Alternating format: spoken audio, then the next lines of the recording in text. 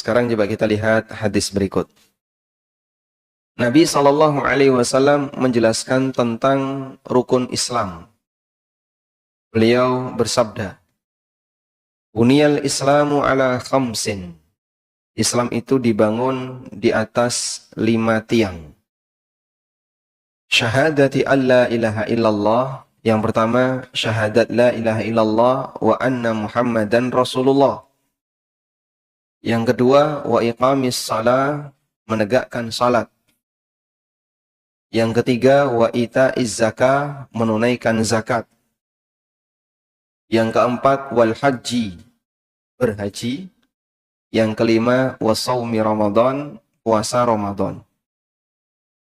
Demikian redaksi dari Ibnu Umar. Urutannya haji dulu baru puasa Ramadan. Maka ada orang yang mengkritik Ibnu Umar. Dan orang ini meluruskan dengan mengatakan, wa iqamis salah wa ita'iz zakah wa shaumi Ramadan wal haji. Kemudian oleh Ibnu Umar beliau balas, enggak kayak gitu yang aku dengar dari Nabi SAW. Yang aku dengar, wa iqamis salah wa ita'iz zakah wal haji wa shaumi Ramadan. Sehingga kalau redaksinya seperti ini, maka sahabat mengurutkan seperti ini. Meskipun ada redaksi yang lain, di mana Nabi SAW menyebutkan puasa terlebih dahulu, baru setelah itu haji. Pada prinsipnya ini adalah 5 rukun Islam yang disepakati sebagaimana yang pernah disabdakan oleh Nabi SAW. Selanjutnya, Al-Hafidh Ibnu Rajab menjelaskan bahwa Nabi SAW menggambarkan Islam itu ibarat bangunan, di mana 5 rukun Islam tersebut merupakan 5 tiang penyangga utama. Sementara kewajiban yang lainnya, kewajiban Islam yang lainnya ibarat unsur bangunan lainnya, seperti tembok, pintu, jendela, dan seterusnya.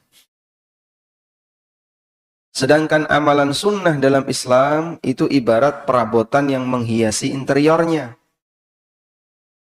Sehingga kalau kita melaksanakan sunnah, seperti kita masang ada perabotan, ada meja kursi, ada ranjang, ada lemari, rak, dan seterusnya. Ketika ada orang yang lebih memperhatikan amal sunnah, namun dia tidak memperhatikan amal wajib, itu seperti orang bangun bangunan, tegak, diisi interior, tapi nggak ada tembok. Temboknya aja jebol. Kenapa? Amal wajibnya dia tinggalkan. Yang lebih parah lagi, ada orang yang lebih perhatian terhadap amal sunnah, tapi tidak memperhatikan kondisi tauhid dan iman. Sehingga dia dalam urusan tauhid dan iman rusak. Dolanan klenik, senengane jimat, kalau nggak gitu ramalan. Maka seperti orang yang membangun bangunan, diisi dengan aneka perabotan, temboknya atau tiangnya dirobohkan. Sehingga ambruk bangunan itu. Bisa jadi seperti orang yang mengisi rumahnya dengan aneka perabotan, namun dia merobohkan tiang utamanya, yaitu syahadat. Tentu bangunan itu akan ambruk. Apa manfaatnya perabotan ketika bangunannya ambruk? Insya Allah ilustrasi ini cukup jelas ya. Baik. Makanya kalau kita ingin punya bangunan yang kokoh, berarti harus diperkuat bagian apa Pak? Tiangnya. Tiangnya harus diperkuat. Baik. Sekarang kita akan berbicara banyak tentang hadis 5 rukun Islam. Seorang muslim memahami rukun Islam ini sebagai bagian yang paling penting dalam hidupnya. Dan Nabi SAW tidak menyebutkan jihad sebagai rukun Islam. Tapi beliau sebutkan haji. Ada penjelasan yang disampaikan oleh para ulama. Kenapa kok haji yang disebutkan bukan jihad? Padahal kita tahu jihad termasuk di antara amal besar, amal yang keutamaannya sangat banyak. Penjelasannya adalah yang pertama, Haji itu bisa dilakukan oleh siapapun yang punya kemampuan. Baik laki, perempuan, sampai pun anak-anak.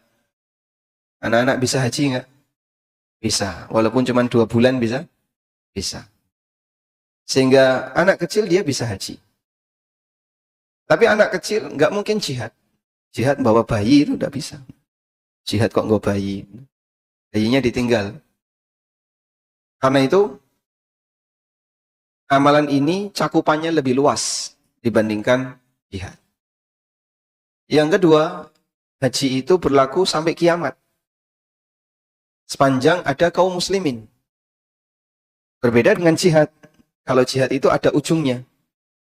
Begitu kaum muslimin sudah tidak lagi punya musuh, alias orang kafir sudah nggak ada, maka jihad sudah berhenti. Dan itu terjadi setelah Allah Subhanahu wa Ta'ala menurunkan Nabi Isa alaihissalam. Beliau bersama Imam Mahdi memimpin kaum muslimin, lalu membunuh Dajjal, para pengikutnya Dajjal, dan orang-orang kafir yang lainnya. Makanya Nabi Isa ketika turun, apa yang beliau lakukan? Mematahkan salib, membunuh babi, dan menegakkan keadilan di tengah umat manusia, termasuk juga membunuh Dajjal dan orang-orang Yahudi. Sampai orang Yahudi ketika itu ketakutan, sehingga mereka bersembunyi. Ada yang bersembunyi di balik batu, ada yang bersembunyi di balik pohon, di balik bukit, di balik tembok, dan seterusnya. Nah, setiap kali mereka bersembunyi, maka tempat persembunyiannya bisa ngomong. Tempat persembunyiannya bisa ngomong. Memanggil, ya mukmin min duni al-yahud. Wahai orang mukmin, di belakangku ada Yahudi. Bunuhlah dia. Sehingga batu itu ngomong. Temboknya itu ngomong. Pohon itu ngomong. Kecuali satu pohon. Apa namanya? Gharqad. Dan mereka sekarang sedang membudidayakan pohon Gharqad. Itu bukti kalau mereka percaya nggak dengan hadis ini? Jadi mereka percaya kalau nanti mereka akan dibantai. Untuk saat ini mereka sedang membantai. Dan mereka percaya nanti kita akan dibantai. Maka disediakan banyak sekali pohon-pohon Gharqad sebagai tempat persembunyian mereka di masa akhir zaman. Kalau nggak percaya kan ngapain menanam pohon Gharqad? Mending menanam pohon apel atau naum duren kan ada hasilnya. Karena mereka percaya, maka mereka nandur pohon Gharqad, nanam pohon Gharqad, nanti di akhir zaman akan mereka jadikan tempat persembunyian bagi anak cucunya. Itu bukti bahasanya Yahudi percaya dengan apa yang disabdakan Nabi SAW. Baik. Selanjutnya jamaah dimulakan Allah Subhanahu Wa Taala. Setelah kita membahas tentang masalah haji, bahwa haji termasuk salah satu di antara rukun Islam, bukan jihad. Rukun Islam ada 5 yang tadi kita sebutkan. Yang paling utama apa, Pak? Yang paling utama? Syahadat. Kita kalau membuat peta tentang rukun Islam seperti ini. Rukun Islam. Pertama, syahadat. Yang kedua, salat. Yang ketiga, zakat. Yang keempat, haji atau puasa? Puasa. Dalam sebagian riwayat menyebutkan puasa. Yang kelima, haji. Begini ya. Saya tanya, Pak, kalau haji batal, ada orang yang hajinya batal, apakah puasanya ikut batal? Tidak. Sehingga jika haji batal, amal yang lain tidak batal. Kalau puasa itu batal, apakah zakat jadi batal? Tidak.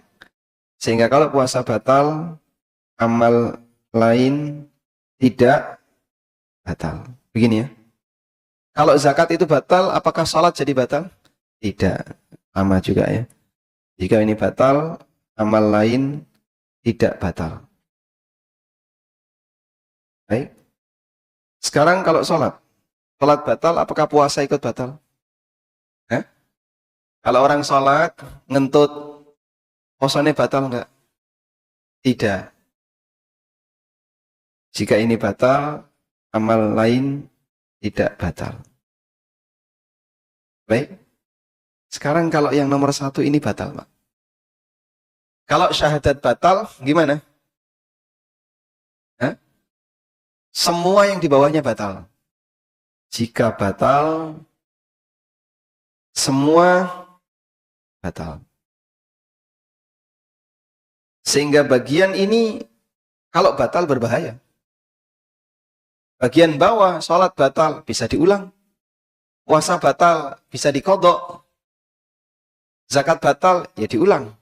Haji batal, didaftar lagi. Semuanya kalau batal bisa diulang, bisa daftar lagi, bisa dikodok dan seterusnya. Tapi kalau syahadat batal, membatalkan semuanya. Iya kalau bisa balik. Kalau nggak bisa balik, maka waliyadzubillah nyemplung neraka saklawase. Masuk neraka selamanya.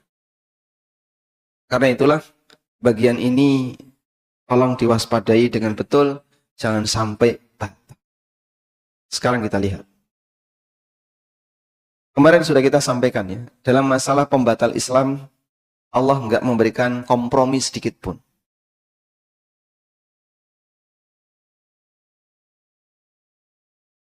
Ini doktrin, bila kita sebut doktrin dalam Al-Quran, atau prinsip yang diajarkan dalam Al-Quran. Laqad uhiya ilaika, sungguh telah diwahyukan kepadamu, wa ilal ladzina min qablika, dan kepada para nabi sebelummu, la in asyrakta la yahbatanna amaluk. Kalau kau berbuat syirik, seluruh amalmu batal.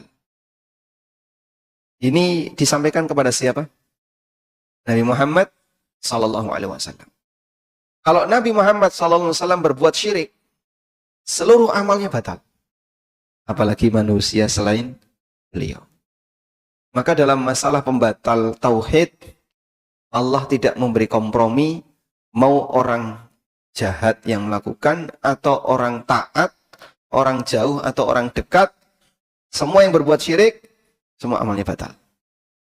Sampai pun kekasih Allah Ta'ala, yaitu Nabi Muhammad SAW. Maka ayat ini menegaskan satu prinsip bahwasanya dalam masalah pembatal tauhid, tidak ada ampun. Semuanya amalnya tidak diakui.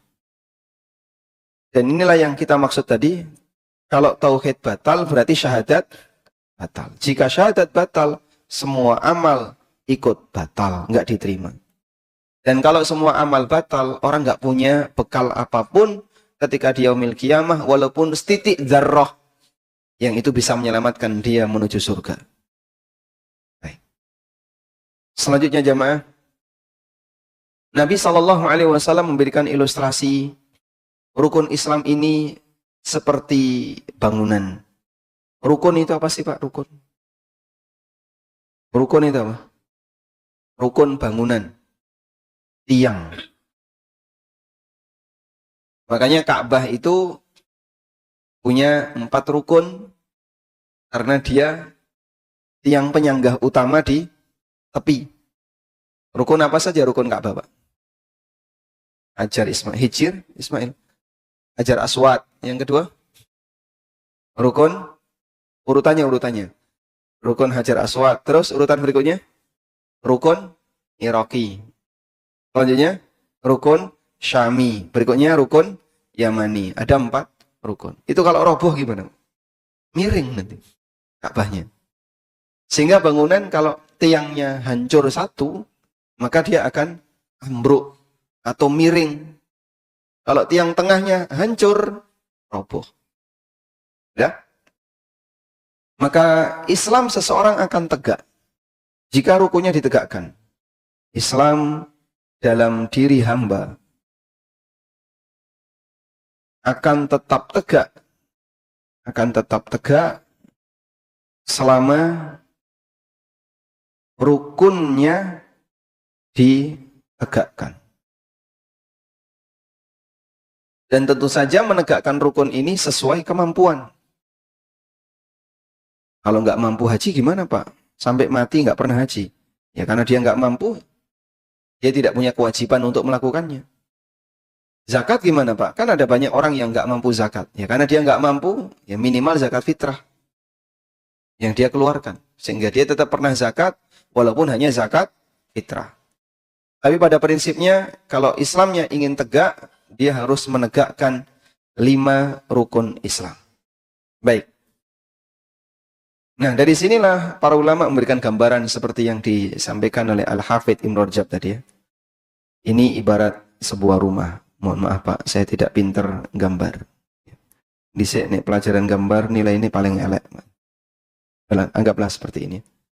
Dan ini ada ini ya. Betul nggak? Nah, segini aja lah. Ini apa tuh Mas? Bawa kandang wedhus, bawa apa? Gak ngerti Mas. Ada satu tiang penyangga di tengah. Kayaknya salah ini. Nah, begini ya. Nah, kurang lebih kayak gini ya. Kita digambarkan Islam itu seperti ini. Atap kamu akan tegak berdiri, berada di atas, bisa menjadi penutup bagi orang yang berada di bawahnya. Kalau 5 tiang ini bisa bertahan. Baik. 5 tiang ini rukun Islam. Tapi bukan semua kewajiban Islam. Ada nggak kewajiban Islam selain 5 tiang ini? Banyak. Sebutkan contohnya. Kewajiban Islam selain dari 5 tiang ini. Birrul walidain, apalagi? Menuntut ilmu, apalagi? Nikah. Nikah itu wajib. Yang jawab malah belakang nih. Apalagi?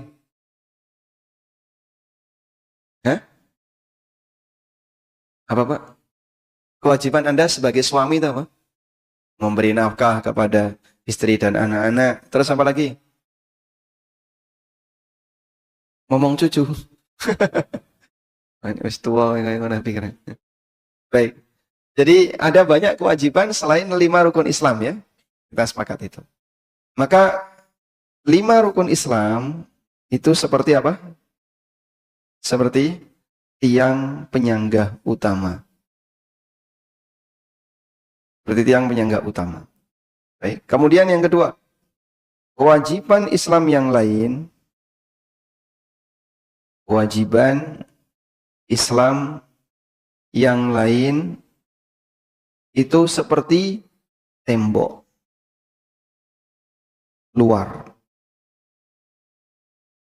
Rumah seseorang akan bisa menghalangi dirinya dari cuaca dingin, panas, binatang buas, dan seterusnya jika dia punya tembok.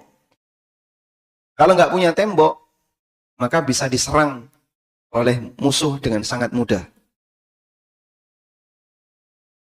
Sedangkan amal sunnah seperti apa tadi? Perabotan.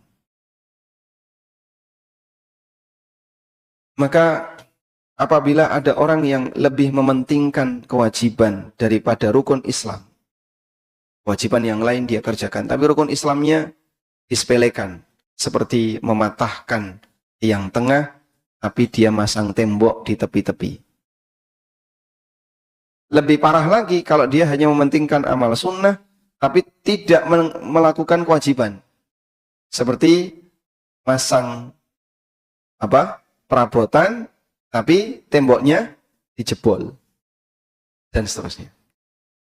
Sehingga kalau kita ingin menjadi orang yang rumahnya kokoh, berdiri tegak, komplit, pertama, tiangnya harus dikuatkan dengan belajar tauhid dan iman. Yang kedua, bagian temboknya dikuatkan dengan kita kerjakan bagian-bagian yang wajib. Yang ketiga, tambahkan dengan amal sunnah agar rumah kita makin indah. Wallahu a'lam. Baik.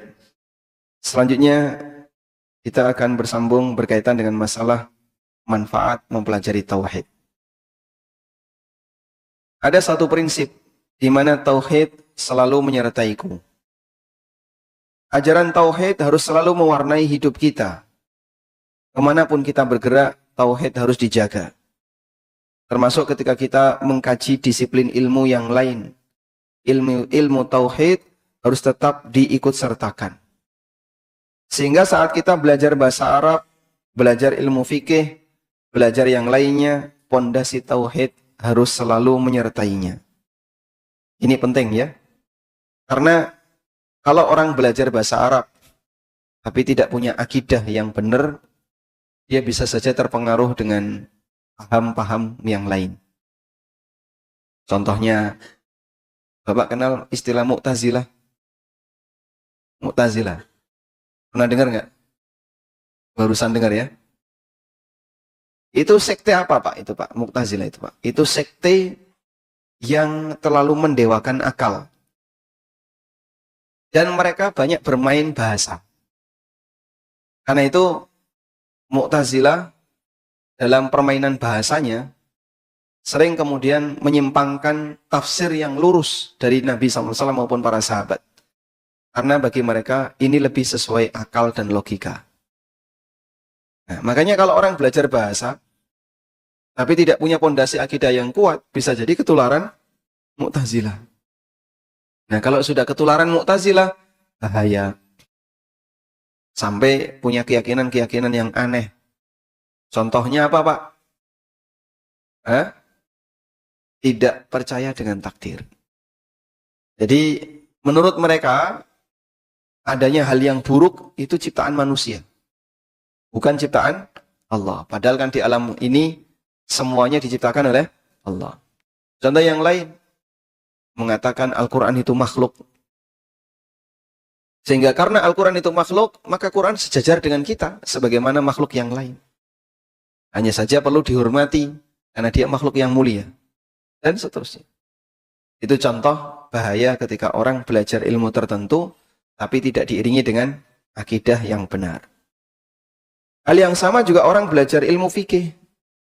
Kalau tidak diiringi dengan akidah yang benar, maka belajar ilmu fikih itu fungsinya hanya untuk belajar debat. Belajar fikih tapi maksudnya ingin belajar pinter debat. Atau ada yang cuma belajar fikih untuk golek-golek alasan. Di fikih itu kan ada rukhsah, ada keringanan ya. Sehingga dia belajar fikih untuk nyari-nyari rukhsah dan keringanan. Dan seterusnya. Banyak orang yang dia belajar tapi untuk menyimpang. Nyari-nyari alasan. Agar dia bisa meninggalkan kebenaran. Sungguh sangat berbahaya. Saya kasih contoh Pak. Anda sudah ngantuk belum? Kalau sudah ngantuk, contohnya saya tambahkan ya. Jadi tentang fikih muamalah. Fikih muamalah. Di Indonesia fikih muamalah itu ada 3 madhab besar di Indonesia Pak. Yang saya ketahui ya. Karena yang lain tidak begitu terlibat. Perlu diceritakan nggak? Yang pertama madhab yang sangat longgar. Jadi apa-apa serba boleh ini. Hampir yang dilarang itu sedikit sekali. Dan kalau dilihat ya, fatwa-fatwa yang diterbitkan boleh. Jadi hampir semuanya serba boleh. Ini seperti yang banyak dipakai oleh beberapa lembaga keuangan syariat. Lembaga keuangan syariat. Jadi dikit-dikit kami sudah punya fatwanya. Tapi terlalu longgar. Enggak apa-apa kalau diperhatikan ini kok jadi serba boleh. Yang kedua, terlalu ketat. Ini lebih cenderung yang boleh-boleh dilarang. Ini akad ini nggak boleh, akad ini nggak boleh, akad ini nggak boleh. COD itu dilarang menurut pendapat yang kedua ini. Kemudian apalagi praktek bangun rumah, pesan bangun rumah itu nggak boleh karena itu bukan istisna. Dan yang lainnya. Ini cenderung HTI di Indonesia. karena sudah tidak ada kan, jadi saya sebutkan ya. Jadi kajian-kajiannya masih banyak, dan dalam masalah muamalah mereka itu terlalu ketat. Yang ketiga, pertengahan. Saya sebut pertengahan tidak ekstrim seperti yang pertama, yang terlalu permisif, dan tidak ekstrim seperti yang kedua, yang terlalu ketat. Tapi mereka lebih merujuk kepada penjelasan para ulama internasional. Nah, pertengahan ini yang digawangi oleh beberapa asatidzah Ahlussunnah. Mereka lebih banyak merujuk ke fatwa Majma' Fikih Islami, ke lembaga fikih internasional. Seperti keputusan-keputusan Majma', lalu standar yang diterbitkan oleh lembaga pengawas perbankan internasional, Ma'ayir Syar'iyah, dan seterusnya. Sudah? Dan kami sampaikan kepada para pengusaha, Anda kalau mau belajar fikih muamalah, bisa saja milih semua madhab yang ada ini. Tapi kita perlu yakin bahwa kita akan dihisap oleh Allah. Dipertanggungjawabkan semua yang telah kita usahakan.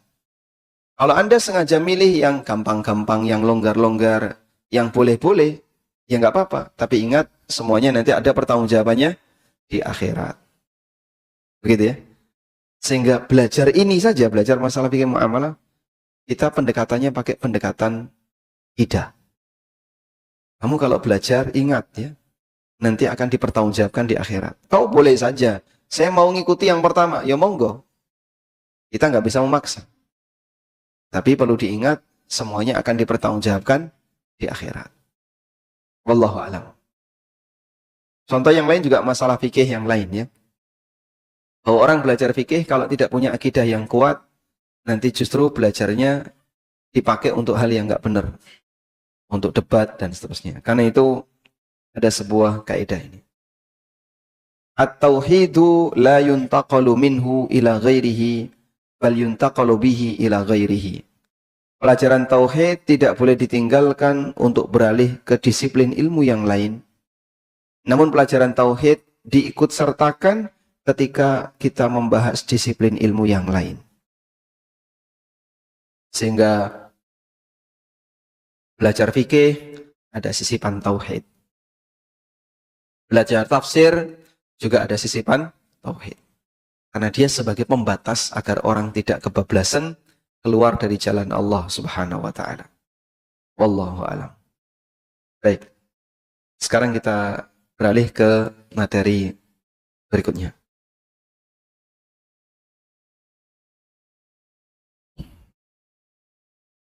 Materi berikutnya judulnya apa, Pak? Jangan lewatkan sehari tanpa menambah ilmu. Jadi kita upayakan setiap hari itu nambah pengetahuan agama walaupun sedikit. Karena begini, manusia lahir. Saat mereka lahir dalam keadaan apa? Dalam keadaan nol. Semuanya serba nol. Lahir nyekel duit nggak, Pak? Mungkin di antara ibu-ibu ada yang waktu lahir bawa cincin? Ada? Nggak ada. Sehingga semuanya serba nol. Kita semuanya nol. Ketika lahir tidak punya harta sama sekali. Tidak punya kekayaan sama sekali. Dan tidak punya ilmu sama sekali. Nol harta, nol ilmu, nol. Itulah kondisi manusia ketika lahir. Lalu Allah Subhanahu wa taala memberikan kepada manusia ini kemampuan. Ada kemampuan. Nah, kemampuan itu ada yang sifatnya insting. Kemampuan yang sifatnya insting. Ini berkembang sendiri. Contoh ya. Instingnya manusia gimana, Pak? golek pangan. Maka sejak bayi dia sudah punya insting gimana caranya nyari makanan. Apa yang dia lakukan? Nek ngeleh, nangis. Nah, orang tuanya menyadari bayi ini lapar, akhirnya disusui. Itulah insting. Insting yang kedua, dia insting gerak.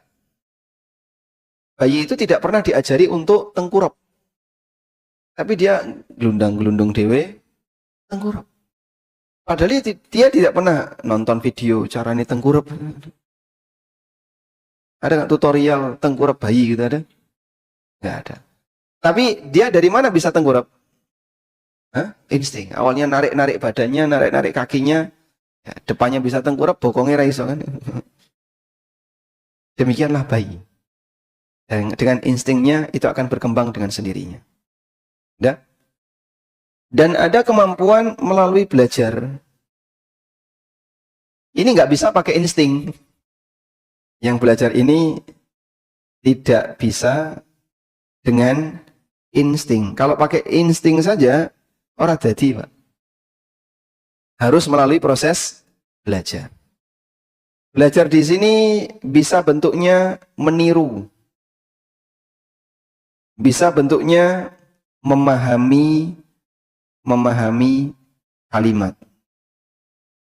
Kalimat itu bisa bentuknya perkataan atau tulisan. Maka pasca seorang hamba itu dia diberi oleh Allah kemampuan berdasarkan insting seperti makan, kemudian gerak, dan seterusnya. Dia kemudian belajar untuk memahami yang lebih dari itu. Nah, di bagian yang kedua inilah yang disebut dengan ilmu. Di mana orang mengetahui sesuatu melalui proses belajar. Ada yang dari niru, lihat, oh bapaknya kalau masak kayak gitu, kok bapaknya, ibunya kalau masak kayak gitu, kalau nyalain kompor kayak gitu, kalau mau mandi pakai air panas caranya kayak gini, caranya kayak gini. Nah, dia niru. Disinilah pentingnya kita mengajarkan akhlak kepada mereka. Jadi akhlak itu meniru. Gerakan-gerakan ringan itu meniru. Termasuk bagaimana cara berpakaian itu meniru. Dan ada yang bentuknya memahami kalimat. Ini ada penjelasan. Berupa perkataan. Orang datang di pengajian. Ada yang tulisan. Dia baca. Terus dia paham. Dan seterusnya. Ya? Nah, kita berusaha gimana agar nol ini bisa naik. Puncaknya berapa? Nggak ada ujung. Tanpa ujung. Sebab ilmu itu tidak ada ujungnya. Ujung ilmu itu di mana, Pak? Hah? Kalau itu ujung waktu, kematian. Ujung ilmu itu berapa? Tidak ada. Jadi kalau kita ditanya, kamu bisa nggak dapat ilmu 100%? Ya nggak tahu, nggak bisa. Ujung ilmu itu nggak ada. Sebab di atas orang yang berilmu, ada yang lebih berilmu. Maka ilmu itu sesuatu yang tanpa ujung. Sebab ilmu puncak hanya ada pada Allah Subhanahu wa taala. Wala yuhituna bi syai'in min ilmihi illa bima syaa. Dan tidak ada orang yang bisa meliputi semua ilmu Allah kecuali apa yang Allah berikan. Sesuai dengan apa yang dia kehendaki. Allah kasih ilmu kepada sebagian hamba. Sementara yang lain tidak dikasih. Demikianlah pengaruh dari belajar. Ya? Maka belajar hakikatnya adalah mengurangi tingkat kebodohan tadi. Biar kita nggak berjalan di tempat nol terus. Nah, kalau orang cuma besar fisiknya, tapi pengetahuannya nol, dan tidak berfungsi akalnya, jadinya gila. Begitu ya. Tapi ketika orang itu berfungsi akalnya, nol ini akan naik. Sesuai dengan kemampuan dia dalam belajar. Nah, di buku saya sebutkan. Ketika kita dilahirkan, kita dalam kondisi tidak mengetahui apapun. Hingga Allah membukakan untuk kita ilmu dan pengetahuan tahap demi tahap. Allah Ta'ala berfirman, Wallahu akhrajakum min butuni ummahatikum la ta'lamuna syai'a. Allah mengeluarkan kalian dari rahim ibu kalian dalam keadaan kalian tidak mengetahui apapun. Wa ja'ala lakumus sam'a wal absara wal af'idah la'allakum tashkurun. Dan Allah berikan kepada kalian as-sam'a, pendengaran, al-absar, penglihatan, al-af'idah, dan fuad. Al-af'idah itu bentuk jamak dari kata fuad. Artinya hati, batin. Baik. Apa fungsi as-sam'a? Untuk mendengarkan. Al-absar untuk melihat. Dan itulah dua saluran kita dapat ilmu. Bapak dapat ilmu kan bukan dari indera penciuman kan? Saya mencium aroma ilmu. Atau dari indera peraba. Saya meraba ada ilmu di sini. Ya, kecuali orang yang pakai huruf braille ya. Tapi itu kan kondisi khusus. Baik. Sehingga secara umum ilmu didapatkan dari apa? Dua sumber. Pendengaran dan penglihatan. Lalu di mana ilmu itu ditampung? Di fuad. Ibaratnya begini ya. Bahwa ini, mana saya ilustrasikan seperti gilingan itu aja ya.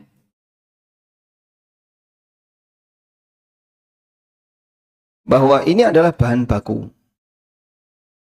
Bahan baku ini apa Pak? Keterangan.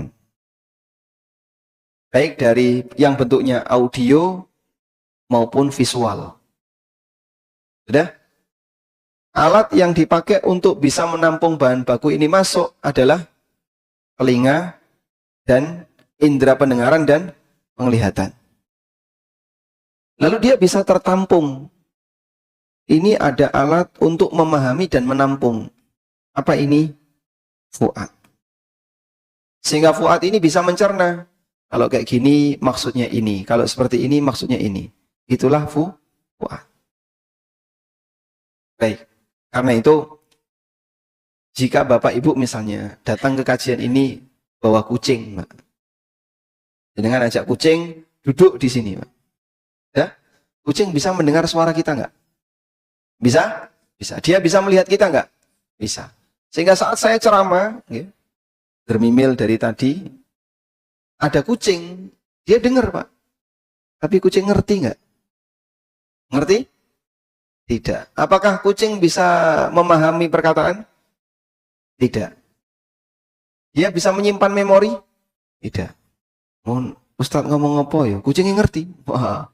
Terus masuk dalam fuadnya. Tidak ada seperti itu. Nah, kenapa mereka nggak ngerti? Sebab mereka tidak punya fuad.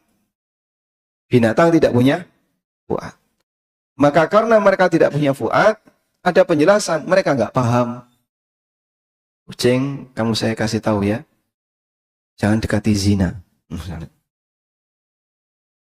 Metu, metu. Apa yang akan terjadi Pak? Nek ketemu lawan jenis ya tetap tertarik. Sehingga dalam hal ini, ketika kita mendapatkan penjelasan, kenapa kita bisa paham? Karena Allah kasih fuad. Maka jaga fuad ini dengan baik, jangan dirusak. Kemampuan fuad masing-masing orang berbeda-beda. Ada yang kemampuannya sangat rendah. DKI pengajian, metu masjid hilang. Ada kayak gitu Pak? Hah? Banyak ya? Pengajian setengah jam atau lebih, 40 menit. Selesai pengajian, metu masjid, hilang. Tadi ceramahnya isinya apa Pak? Mbah Mas, aku ya mau karo liar-liar. Tapi mendengarkan. Jadi mungkin fuadnya hanya bisa menampung sedikit. Ya, itu tadi yang bahas fuad. Pak Fuad waktu dibahas. Malah gagal paham. Yang kedua, ada orang yang fuadnya kuat. Sehingga sekali dengar, langsung hafal. Ngerti dan hafal. Nah, makanya tolong fuadnya itu dijaga. Bagaimana cara menjaga fuad? Jangan terlalu terbebani dengan pikiran dunia. Orang yang terlalu sibuk memikirkan pikiran dunia, itu merusak fuad.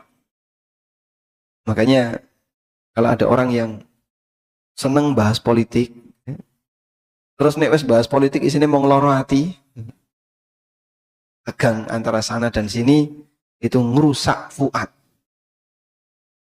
Sehingga isinya cuma mikir kayak gitu aja, tegang terus.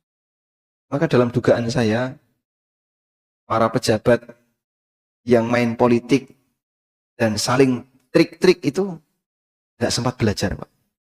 Belajar yang seperti kita ini, tenang, santai, bisa merasakan nikmatnya ilmu. Nah, mereka kan selalu kepikiran, apa yang harus saya lakukan untuk antara ya, menjegal lawan atau menggait kawan. Hanya itu dalam pikirannya terus. Apalagi kalau sudah dekat musim kampanye. Bisa jadi mereka rapat itu sampai tengah malam. Rapat untuk apa, Pak? Pemenangan. Wah. Itu tegang terus, isinya hatinya mau panas tok. Dan mereka menikmati itu. Tapi kalau kita tidak, kita menikmati tenang, bisa belajar agama dengan baik, dan hatinya nyaman. Fuad juga akan rusak kalau Anda terlalu sering bergesekan dengan orang lain. Gesekan dengan keluarga, gesekan dengan tetangga, teman kerja. Sehingga hati nek wis loro, ora iso dijak sinau. Anda di sini misalnya duduk, tapi rasanya sakit hati. Sama siapapun yang ada di sini.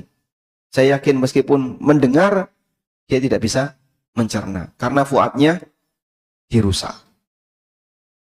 Maka jadilah orang yang menjaga fuad ini agar ketika telinga dan mata bisa menampung informasi, informasi itu dipahami dengan baik dan tertampung dalam fuad. Wallahu a'lam. Baik, demikian yang bisa kita sampaikan. Semoga bermanfaat. Wassallallahu ala nabiyyina Muhammadin wa ala alihi wa sahbihi wasallam.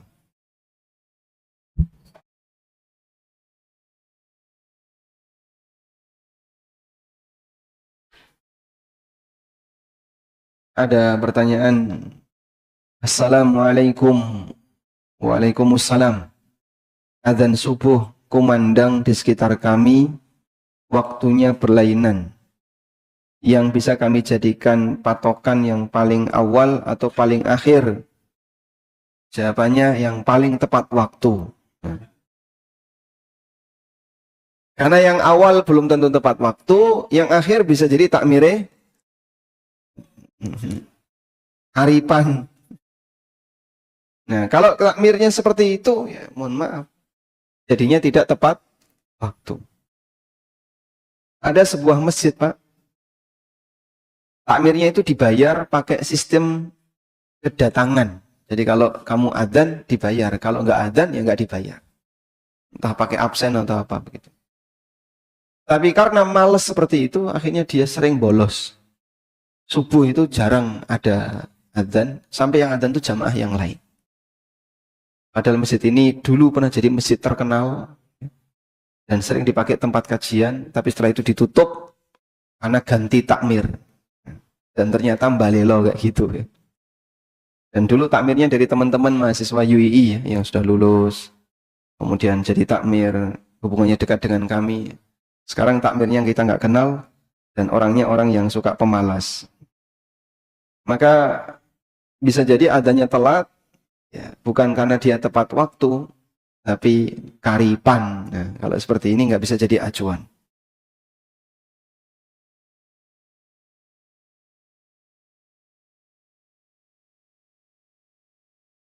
Assalamualaikum. Waalaikumsalam. Orang-orang zaman dulu seperti kakek, nenek, kebanyakan memakai atau memiliki jimat seperti keris, cincin, dan sebagainya. Ketika mereka sakit atau sakaratul maut, anak dan keluarganya membuang jimat tersebut, sedangkan si pemakai dalam kondisi tidak sadar, dibuang supaya mudah meninggalnya.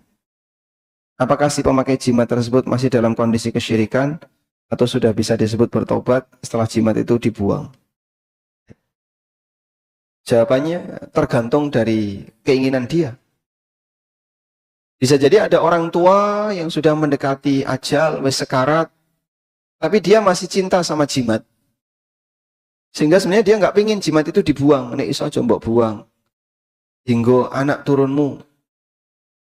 Maksud dia biar nanti dirawati oleh anak-anaknya. Berarti dia sudah tobat belum? Belum. Maka yang lebih penting kasih tahu. Sebelum dia dalam kondisi sekarat. Kalau sudah sekarat, sudah tutup kesempatan tobat. Kalau masih sadar, masih bisa diajak ngomong, diajak berpikir. Simbah, niki kerise tak buang ya, arep tak bakar. Kok tiba-tiba nyampluk? Berarti dia tidak ridho, kerisnya dibuang. Wani buang keris, kata kei warisan. Padahal wis arep mati. Gimana terus seperti itu? Berarti yang bersangkutan belum tobat. Maka kasih tahu, nih simbah mati dalam kondisi ini, belum meninggalkan keris, nanti jenengan mlebu neraka sak lawase. Ora popo. Aku wis duwe jimat. Wah, ini sembrono kayak gini ya, terlalu nekat. Baik, yang bersangkutan kalau seperti ini berarti belum tobat. Sehingga dia harus diajari agar dia mau tobat dari keris. Kalau sudah tobat, walaupun keris itu belum dibuang, nggak apa-apa. Yang penting sudah tobat. Yes, aku wis tobat, aku nyesel duwe barang-barang kaya ngono. Soalnya aku wis mati, tolong barang-barang itu didol. Ya salah mbah kok didol.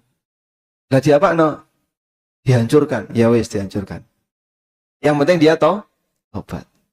Sehingga kalau dia sudah tobat, walaupun untuk ngerusak keris itu menyusul waktunya, nggak masalah. Yang penting sudah tobat. Baik. Apakah benar kalau memakai jimat matinya tertunda? Salah atau benar? Salah. Kenapa? Karena jimat tidak bisa menentukan ajal. Tapi nyatanya Pak, sing duwe jimat iki jarene angel mati.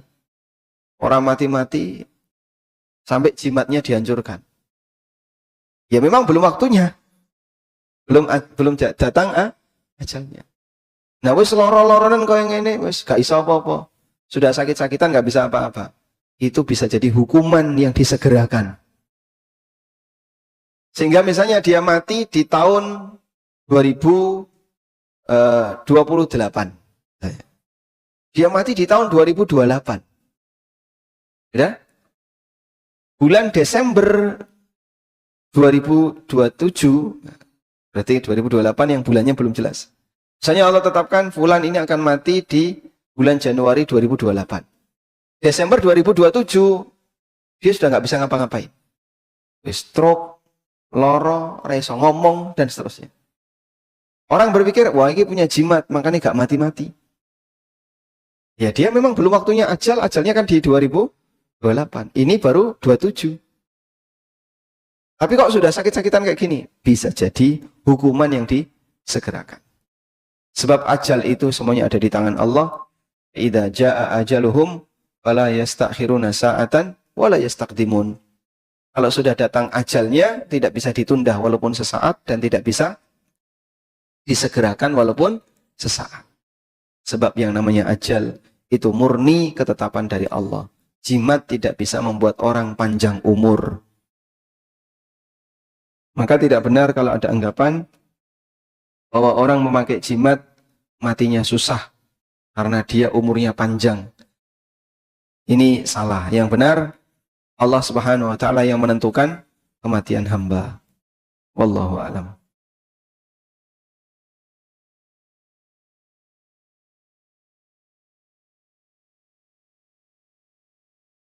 Investasi emas di Pegadaian atau bank syariah termasuk riba atau tidak? Baik. Jawaban pendeknya riba. Jawaban panjangnya riba.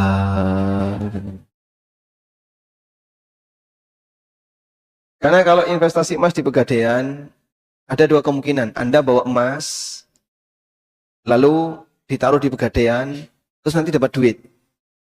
Ya? Saat Anda mau mengambil emas itu, duitnya dikembalikan plus tambahan. Jadinya apa ini?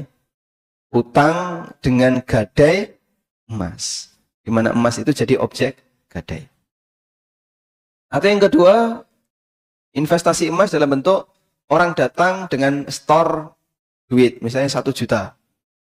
Nah, harga emas 1 gram 1 juta. Terus dicatat, dia nitip emas 1 gram. Berikutnya store 1,5 juta, dicatat, dia nitip emas 1,5 gram. Dicatat itu. Ya, setelah terakumulasi 50 gram, baru diserahkan. Berarti saat dia beli emas, 1 gram, 1,5 gram, 2 gram, emasnya sudah ada belum? Belum. Karena belum ada, maka transaksi ini namanya riba nasi'ah. Duitnya dulu, emasnya belum ada. Itu namanya riba nasi'ah. Dan nggak boleh seperti ini. Wallahu a'lam.